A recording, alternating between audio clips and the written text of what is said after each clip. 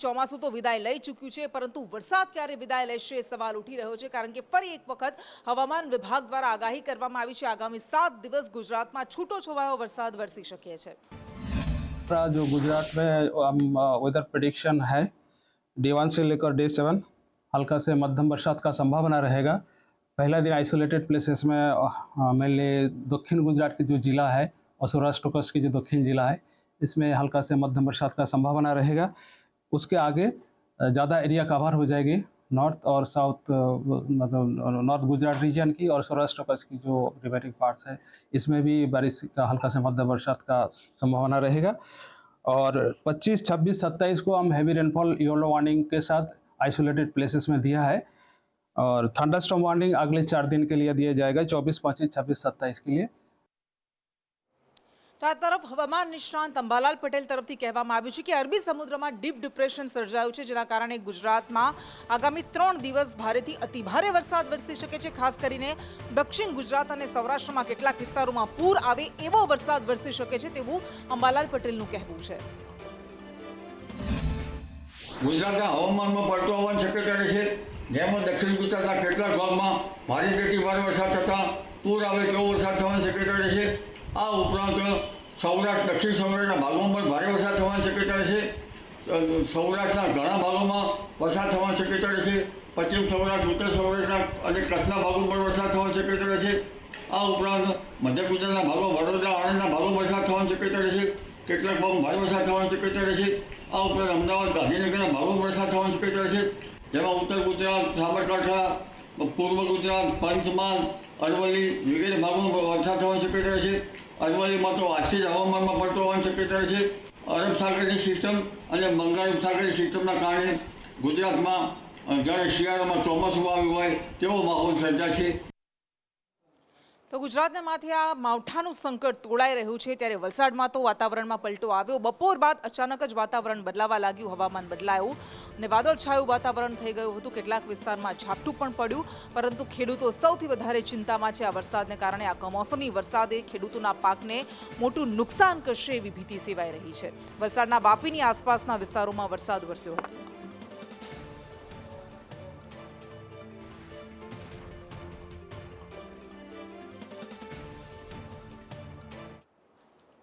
અને આ તરફ વેરાવળ બંદરે અત્યારે 3 નંબરનું સિગ્નલ લગાવવામાં આવ્યું છે, કારણ કે યલો એલર્ટ હવામાન વિભાગ તરફથી જાહેર કરવામાં આવ્યું છે। 40 થી 50 કિલોમીટરની ઝડપે પવન ફૂંકાય તેવી શક્યતા છે। માછીમારોને દરિયો ન ખેડવાની પણ સૂચના આપવામાં આવી છે।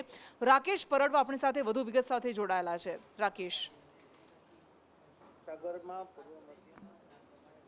સક્રિય થયું છે અને જેના પગલે સમુદ્રમાં તોફાની વાતાવરણ છવાયું છે। હાલ આગામી 25 અને 26 તારીખના સમુદ્ર કાંઠાના વિસ્તારોમાં હળવાથી મધ્યમ વરસાદ આવવાની શક્યતાઓ વર્તાઈ રહી છે। આ ઉપરાંત 40 થી 50 કિલોમીટરની ઝડપે પવન પણ ફૂંકાઈ શકે છે।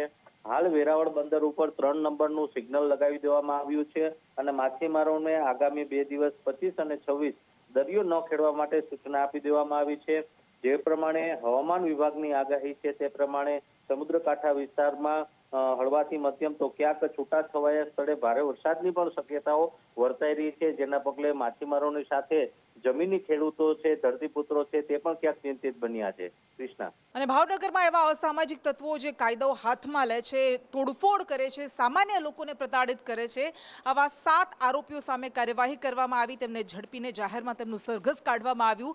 વડવા વિસ્તારમાં આ યુવકોએ 2 દિવસ પહેલા એક લારીમાં તોડફોડ કરી હતી। મોડી રાત હતી અને લારી ધારકે એને ખાવાનું આપવાની ના પાડતા તેમણે લારીમાં તોડફોડ કરી હતી, ધમકી આપી હતી। આ 7 લોકોની ધરપકડ કરીને પોલીસે સરઘસ કાઢ્યું।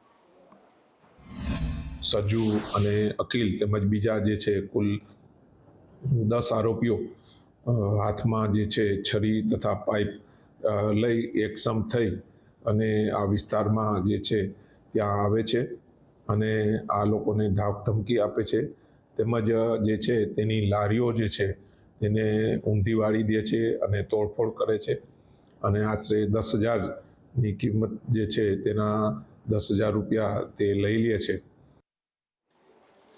આ તરફ સુરતના બારડોલીમાં આદિવાસી સમાજ દ્વારા આક્રોશ સભાનું આયોજન કરવામાં આવ્યું. મોટી સંખ્યામાં આદિવાસીઓ ઉમટ્યા હતા. એની પાછળનું કારણ એ હતું કે 2 દિવસ પહેલા જૂથ અથડામણની ઘટના સામે આવી હતી અને એમાં આરોપીઓને હજુ પણ પકડવામાં નથી આવ્યા. આરોપીઓને પકડવાની માંગ સાથે, ન્યાયની માંગ સાથે આદિવાસી સમાજે આ રેલી, આ સભા યોજી, જેમાં વાંસદાના ધારાસભ્ય અનંત પટેલ પણ ઉપસ્થિત રહ્યા. તેમણે કહ્યું કે જો 7 દિવસમાં આરોપીઓને ઝડપવામાં નહીં આવે તો પોલીસ સ્ટેશનનો ઘેરાવો કરીશું.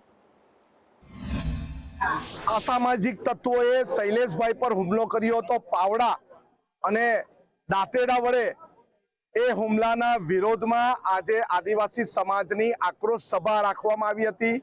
7 દિવસમાં જો 2 આરોપીની ધરપકડ નહીં કરવામાં આવશે તો અમે સુરત જિલ્લાના મહુવા તાલુકાના મથક આવેલું પોલીસ સ્ટેશનનો ઘેરાવો કરીશું. અને હવે વાત કરવી છે સુરતમાં પોલીસ સામે જ લાગેલા ગંભીર આક્ષેપની, પરંતુ આ આક્ષેપો પાયા વિહોણા તપાસમાં સામે આવ્યા છે. એક યુવતી દ્વારા, સ્પામાં કામ કરતી યુવતી દ્વારા પોલીસ પર ગંભીર આક્ષેપ લગાવવામાં આવ્યા હતા. શારીરિક છેડછાડના આરોપ લગાવવામાં આવ્યા હતા, પરંતુ તપાસ કરવામાં આવી ત્યારે ખબર પડી કે આખું ષડયંત્ર હતું પોલીસને બદનામ કરવાનું. આ યુવતી સામે અને વધુ એક યુવક સામે પોલીસ ફરિયાદ દાખલ કરાઈ છે. उन्होंने लड़की ने पहले फ़ोन उठाने से इनकार किया, फिर वो आने से मना किया.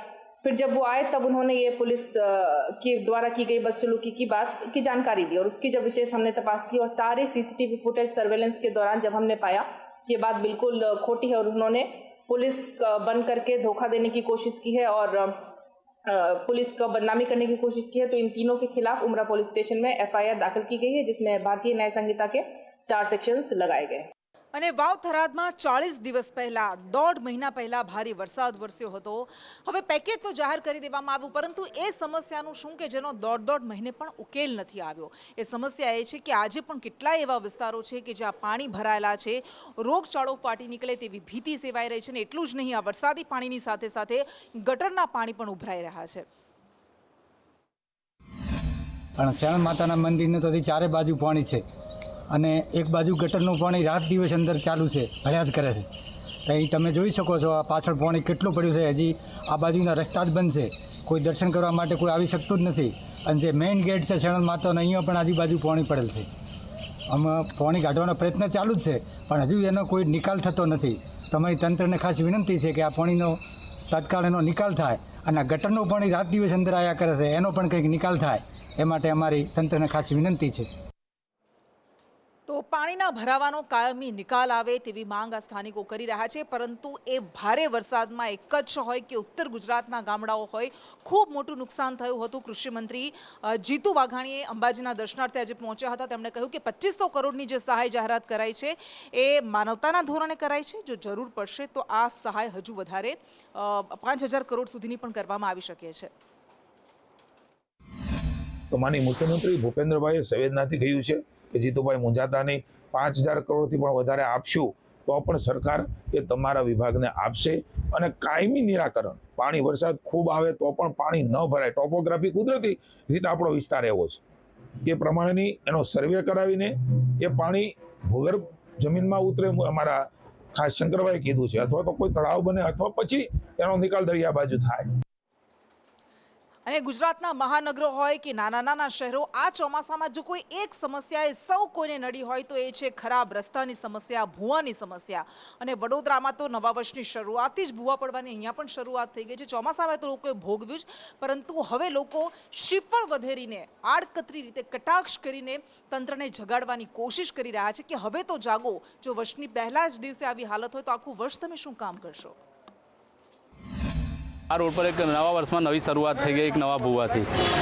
એટલે આ નવા વર્ષમાં લોકોને જાણવા મળ્યું કે આ એક કોર્પોરેશનની એક નવી નિષ્ફળતા. મુજમવડા ખાતે તો નિષ્ફળતા રોડ નિષ્ફળતા હતી જ, હવે અકોટા ખાતે બી નિષ્ફળતાનો નવો ચીલો ચિતરાયો છે. આમાં કોર્પોરેશનની ભૂલ છે, નેતાઓની ભૂલ છે, બધાને ખબર, પણ એક નવી ભૂલ આવી છે, પબ્લિકની ભૂલ છે. પબ્લિકે બી જાગવું પડશે. પોતાના વિસ્તાર માટે તમે જાગો, નહીં તો આ લોકો તમને તમારા પરિવાર સાથે આવા ખાડામાં નાખી દેશે. ગમે ત્યારે ગમે ત્યાં ભૂવો પડી જાય, આ કંઈ સારું નથી. તમે પરિવારને લઈને નીકળ્યા છો ને ખાડામાં ઘૂસી ગયા તો કોણ કોઈ તંત્ર ખાલી વાર્તો કરશે કે આવું થયું તેવું થયું, પછી થોડા દિવસ પછી ભૂલી જશે. એમ કહો જાગૃત થાવ અને આ તમે આનું નિરાકરણ લાવવા માટે અધિકારીઓને જગાડો. નેતાઓ તો નિષ્ફળ રહ્યા છે. આ વિસ્તારમાં કોર્પોરેટર રહે છે, ધારાસભ્ય આવન જાવન કરે છે, પણ કોઈને કંઈ પડી નથી. અને મહેસાણાના આકાશમાં જે દિલ ધડક સ્ટન્ટ જોવા મળ્યા, એર શોનું આયોજન કરવામાં આવ્યું હતું. અદ્ભુત એર શોને નિહાળવા માટે લોકો મોટી સંખ્યામાં ઉમટ્યા હતા. એ કરતબો જોવા માટે કે જે મહેસાણાની જનતાએ ક્યારેય અહીંયા ન જોયા હોય. પ્રથમ વખત કેટલાક એવા સ્ટન્ટ કરવામાં આવ્યા. 9 જેટ્સ દ્વારા સાથે આ એર શો કરવામાં આવ્યો હતો સૂર્યકિરણની ટીમ દ્વારા, અને આકાશ એ સોનેરી રંગોથી રંગાઈ ગયું હતું. મહેસાણામાં સૌ પ્રથમવાર એરોબેટિક શો યોજવામાં આવ્યો છે અને મહેસાણાના જે યુવાનો છે તેમને ઇન્સ્પાયર કરવા માટે આ શો જે છે યોજવામાં આવ્યો હતો. તેનો મુખ્ય ઉદ્દેશ છે કે યુવાનો આ એરફોર્સમાં જોડાય. શું કહેશો, કેવું લાગી રહ્યું છે? તમે યુવાન છો, આ એરફોર્સની જે એર શો કરવામાં આવ્યો એને જોઈને શું કહી રહ્યા છો? જે અત્યારની નવી જનરેશન છે એ આ શો જોઈને એને પ્રેરણા મળે, એ એરફોર્સમાં, નેવીમાં કે કોઈ પણ આર્મીના આપણા એમાં એન્ટર થાય અને આપણા દેશ માટે સારું કામ કરે, એ માટે એમ કે એર શો જે કરવામાં આવ્યો છે એ બહુ સારું કામ છે અને આવા એર શો ઇન્ડિયામાં થવા જોઈએ.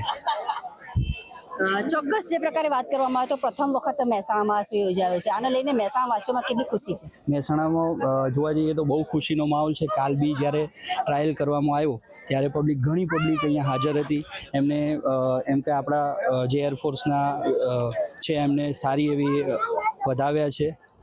ચોક્કસ બીજા પણ લોકો આપણી સાથે. શું લાગી રહ્યું છે મહેસાણામાં કેટલો ઉત્સાહ છે? 2 દિવસ પહેલા જે રિહર્સલ કરવામાં આવ્યું હતું એ વખતે લોકો ક્યાંક ડરી ગયા હતા કે મહેસાણામાં શું થઈ રહ્યું?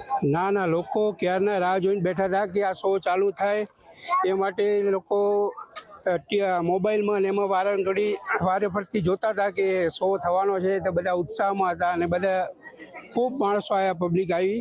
અને અમે સ્પેશિયલ જામનગરથી આવ્યા. જામનગરે અમે આ શો જોયો હતો, એટલે જોવા માટે સ્પેશિયલ અમે જામનગરથી આવ્યા છીએ. ચોક્કસ તમે જામનગરથી અહીંયા આવ્યા છો, સોશિયલ મીડિયા દ્વારા તમે આ જોયું? હા, સોશિયલ મીડિયા દ્વારા બી જોવામાં આવ્યું હતું અને અમારું ગામ અહીંયા મોઢેરા છે એટલે અમે ત્યાં બી આવ્યા હતા. એટલે અમને જાણકારી મળી કે અહીંયા મહેસાણામાં આવી રીતે શો થવાનો છે, એના કારણે અમે અહીંયા આવ્યા છીએ જોવા. ચોક્કસ દૂરથી જે સોશિયલ મીડિયામાં એનો પ્રચાર કરવામાં આવ્યો હતો કે એર શો યોજાવાનો છે, તેને લઈને લોકો જે છે તો દૂરથી, મહેસાણા તો ઠીક છે, મહેસાણાની આજુબાજુમાંથી જે લોકો છે, આજુબાજુના જિલ્લાના લોકો જે છે તે પણ અહીંયા જોવા માટે આવ્યા હતા. તેને લઈને મહેસાણાનું ક્રાઉડ જે છે, એરોડ્રામ જે છે તે પબ્લિકથી ઉભરાયું હતું અને લોકોમાં એક ઉત્સાહ અત્યારે હાલમાં જોવા મળી રહ્યો છે કે આ પ્રકારનો પ્રથમ વખત મહેસાણામાં શો યોજાયો છે અને યુવાનો આનાથી ઇન્સ્પાયર થયા છે.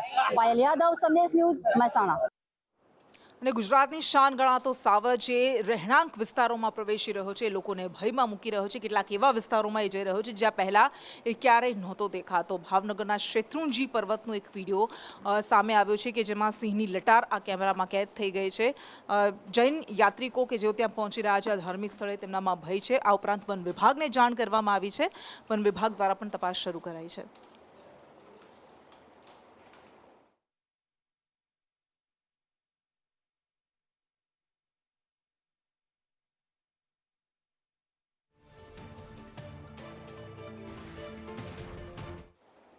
અને હવે વાત કરવી છે એ ધરતીની, જેના માટે એવું કહેવાય છે કે કચ્છ નહીં દેખા તો કુછ નહીં દેખા. દિવાળીનું મિની વેકેશન છે અને કચ્છમાં પ્રવાસીઓએ દોટ મૂકી છે.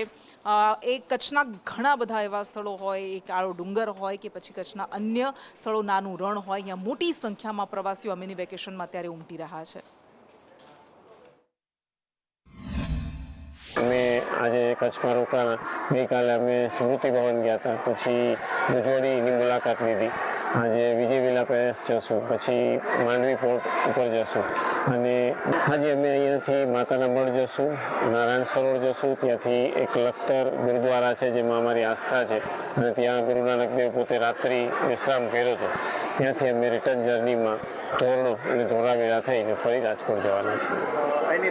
પણ જ્યાં સુધી કચ્છ નથી દેખ્યું ને ત્યાં સુધી ગુજરાતની બહાર ક્યાંય ફરવા જવું ના જોઈએ.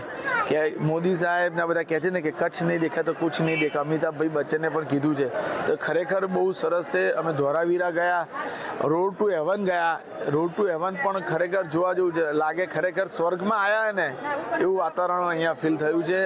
અને અહીંયા ભુજની અંદર પણ આ પ્રાગ મહેલ છે. અમે અહીંયા ભુજ મંદિરમાં રોકાયા છીએ અને અહીંનું એટમોસ્ફિયર, અહીંના લોકોનો સહકાર જોઈને ખૂબ આનંદ આવે છે. અમે કાલે રોડ ટુ હેવનનો બી મુલાકાત લીધી. ત્યાં ખરેખર એવી ફિલિંગ આવે છે કે આપણે સ્વર્ગની અંદર ફરી રહ્યા છીએ. એ વે ઉપર જતાં એમ થાય કે આવું આઉટ ઓફ કન્ટ્રીમાં શોધવા જઈએ ને તો પણ ના મળે તેવું એટમોસ્ફિયર ત્યાં મળી રહ્યું હતું. અને પ્લસ ત્યાંનો સહકાર બી સારો હતો લોકોનો. હમણાં સેકન્ડ ટાઈમ હું કચ્છ ફરવા આવી છું, ભુજ કચ્છ. ફર્સ્ટ ટાઈમ અમે સ્કૂલમાં આવ્યા હતા, ત્યાં પણ અમે પ્રાગ મહેલ ફર્યા હતા, માંડવી સાઈડ ગયા હતા, Aina Mahal. It was very nice and very beautiful, like worth the time. હજુ સુધી અમે માતાના મઢ ગયા છે અને મંદિર કવર કર્યા છે, વેરી બ્યુટિફુલ ટેમ્પલ્સ. એન્ડ ફિલહાલ અમે પ્રાગ મહેલમાં આવ્યા છે, આયના મહેલ જોયા. અને વિશ્વની સૌથી ઊંચી પ્રતિમા સરદાર સાહેબની પ્રતિમાને આસપાસ કુદરતી સૌંદર્યથી ઘેરાયેલો પ્રદેશ એ સ્ટેચ્યુ ઓફ યુનિટી. અને અહીંયા પણ આ દિવાળીના મેનિફિકેશનમાં પ્રવાસીઓની ભીડ ઉમટી છે, મહેરામણ ઉમટ્યું છે અને લોકોની આવક પણ વધી રહી છે. દિવાળી વેકેશનમાં Sardar Vallabhbhai universe statue of unity જોવા, અને મેઇન અહીંયાનું જે ગ્રીનરી જે ત્યાં બોમ્બે તો જોવા મળતી જ નથી. શહેર કરતાં ઓફકોર્સ આ વિસ્તાર તો સારો જ છે. અને જે ફરવાની બધી પ્લેસ છે, જંગલ સફારી જોઈ, રિવર રાફ્ટિંગ જોયું, અને બીજી પણ જે સાઇટ સિનરી છે, નર્મદા ડેમ, એ બધું જોયું. અને આગળની જનરેશન જે લોકોને ખબર પણ નથી કે અહીંયા આ વસ્તુ બનાવી છે, તો એની માટે આ ઘણું સારું છે एक्सपीरियंस. इतना फुटफॉल बढ़ा है कि अभी जैसे सबसे बढ़िया गेस्ट भरे हुए हैं, और उसके बाद नेक्स्ट जो इवेंट शुरू होने वाला है उसमें सारे भारत से जो वासना अकेडमी के IAS IPS जो है वो हमारे पास 7 दिन के लिए रुक रहे हैं, और 31 को PM साहब मोदी साहब आ रहे हैं, जिसके लिए इस इवेंट को और 4 चांद लगाएंगे. केवड़िया आज की डेट में केवड़िया एक बेस्ट टूरिस्ट प्लेस है, जिसके अंदर इतनी अच्छे प्रोजेक्ट जो है सेंट्रल गवर्नमेंट ने लाए हैं. पूरे जोर के साथ इस केवड़िया की फुटफॉल को बढ़ाने के अंदर टू नर्मदा हमेशा खड़ा रहेगा, और हमेशा हम इसके लिए दी जान रात चौगुनी के लिए तरक्की के लिए हम कामना और अपनी मेहनत करते रहेंगे. અને વડોદરાના હરણીમાં 17મા રોજગાર મેળાનું આયોજન કરવામાં આવ્યું, જેમાં કેન્દ્રીય મંત્રી જ્યોતિરાદિત્ય સિંધિયા ઉપસ્થિત રહ્યા હતા. એમાં સેંકડો યુવાનોને રોજગાર પત્રક એનાયત કરવામાં આવ્યા. 17મો આ રોજગાર મેળો વડોદરાના હરણી વિસ્તારમાં યોજાયો હતો. ઉમેદવારો જેમને રોજગાર પત્ર એનાયત કરવામાં આવ્યા, એમણે ખુશી વ્યક્ત કરી. જનતા બિહારમાં મહાગઠબંધનને જાકારો આપશે એવું પણ જ્યોતિરાદિત્ય સિંધિયાએ બિહારની રાજનીતિને લઈને કહ્યું. महागठबंधन का नाम लेते हो, पर ना गठ है और ना बंधन है. प्रश्न ये है कि वो केवल सत्ता की लड़ाई के लिए आतुर हैं. NDA जनता की सेवा के लिए आतुर है, और यही अंतर है. जो लोग सत्ता के लिए भूखे हैं और जो लोग भारत माता की सेवा और बिहार की जनता की सेवा के लिए आतुर हैं. આતંકી મનસૂબા ધરાવતા લોકોનો પર્દાફાશ કરવામાં આવી રહ્યો છે. આતંકીઓને વીણીને શોધવામાં આવી રહ્યા છે. દિલ્હીમાં ISISના મોડ્યુલનો પર્દાફાશ થયો છે, અને 2 એવા યુવકો કે જેઓ ભીડભાડવાળી જગ્યાને ટાર્ગેટ કરવાના મનસૂબા ધરાવતા હતા, આતંક ફેલાવવાની ફિરાકમાં હતા, તેમને ઝડપી પાડવામાં આવ્યા છે.